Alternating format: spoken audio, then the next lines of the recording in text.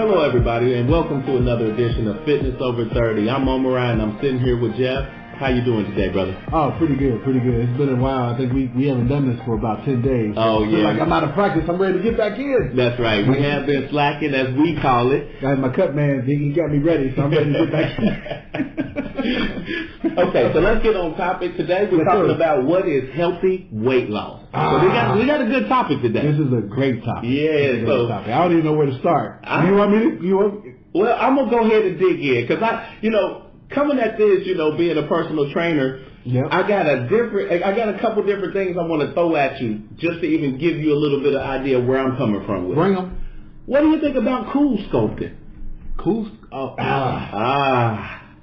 Honestly, yeah. So I don't know the science behind it. Right. Okay. I do know. I think it's based on freezing fat cells.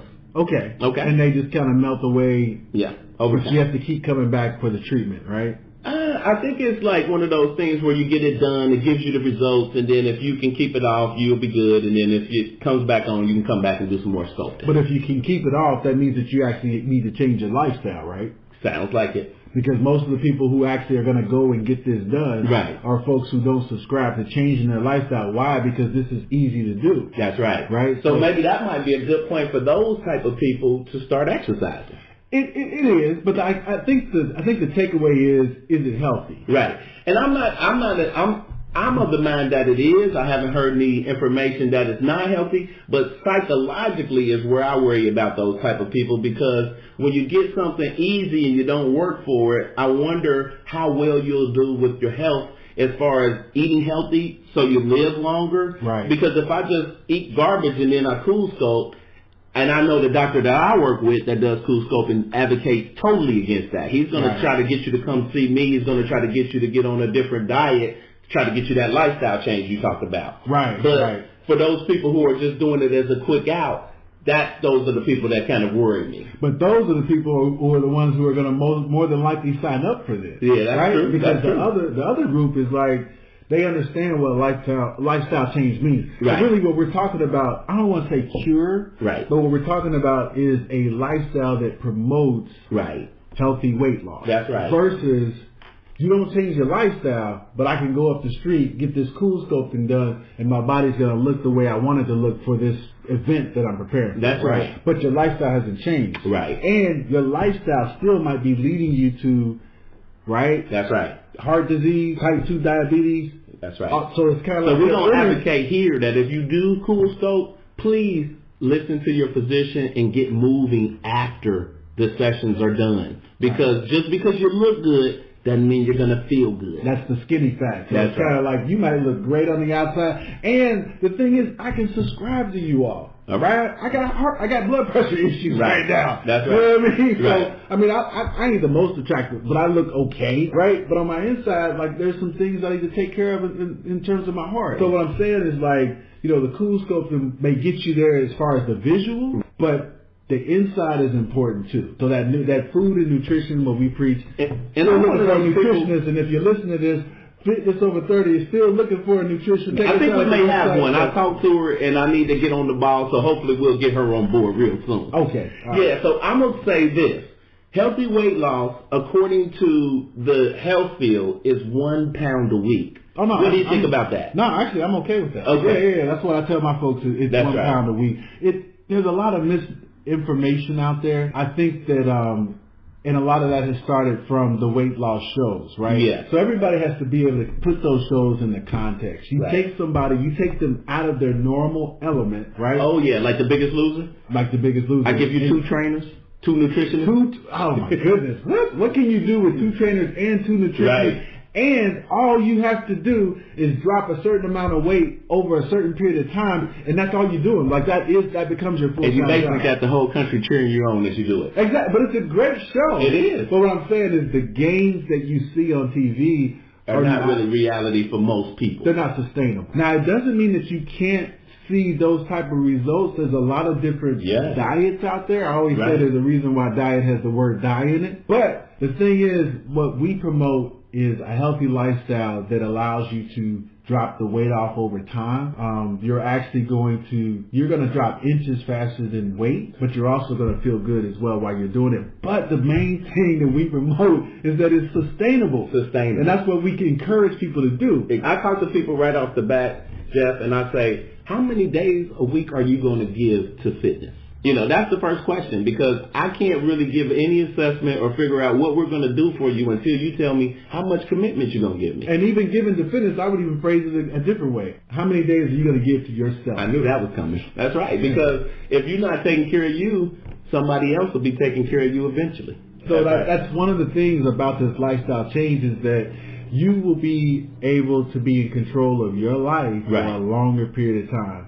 So how many days a week, in your mind, Jeff, do you want somebody moving who maybe has a little bit of weight, a little bit of a weight problem, or has some weight that they want to get off? I would say, so if they're trying to lose weight, so we're not talking about maintenance, talking about weight loss. Yeah, I got a person who needs to lose 30 pounds.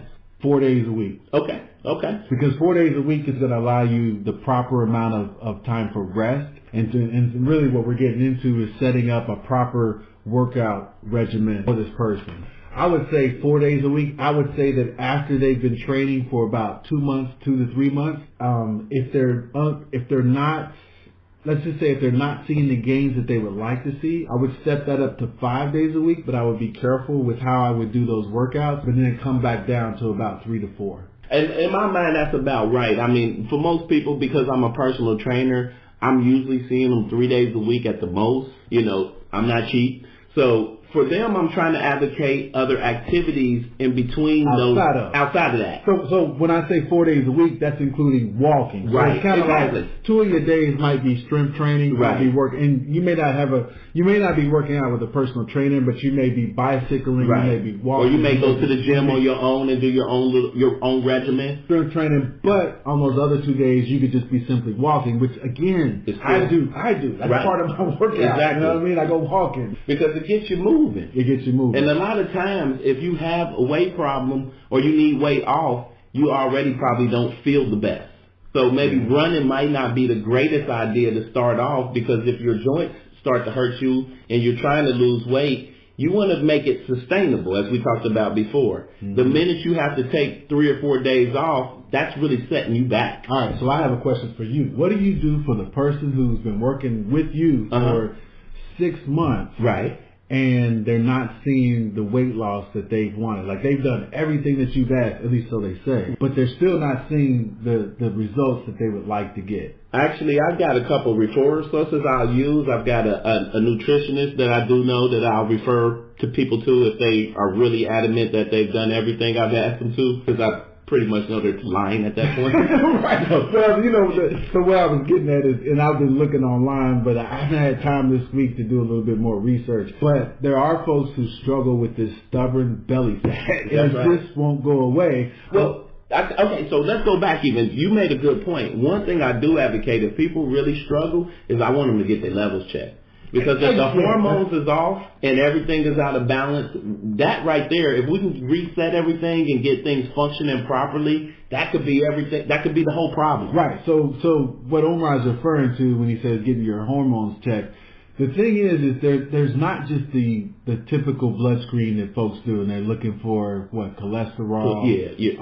What's the other? Not blood pressure. It's cholesterol and they checking for various different kidneys, liver, right? Trying to make sure that you're functioning correctly. Right. But there's other types of blood tests and blood screens that can be performed where they're actually looking at mineral levels in your blood. Okay, that's right. And there's a low, an average, and a high, and they're going to score you based upon the results that they see from those tests. You just have to request them.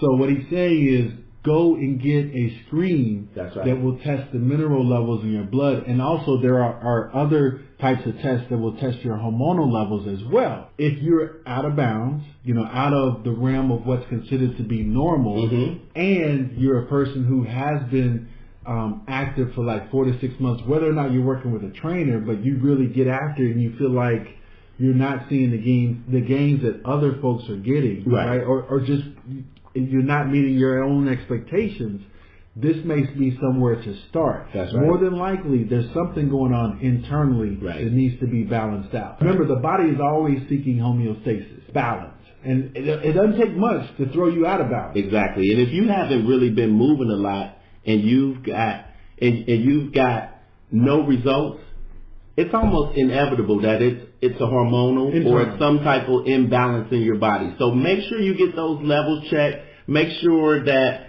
you are moving enough, because that's the main thing with healthy weight loss, making sure you're getting 3 to 4 days of and pushing yourself. And making sure that diet is on point. We didn't get into that nutrition aspect, so that's definitely going to be what we need to cover on the next healthy weight loss segment. But I think we're kind of running out of time right now. You got anything more you want to add, Jeff? No, just check us out at fitnessover30.com. We're probably going to have to do a volume 2 for this topic. Yeah, there's a lot of different angles that we can take. Don't stop trying. That's right. Thanks again for checking us out, and take care. Have a good day, guys.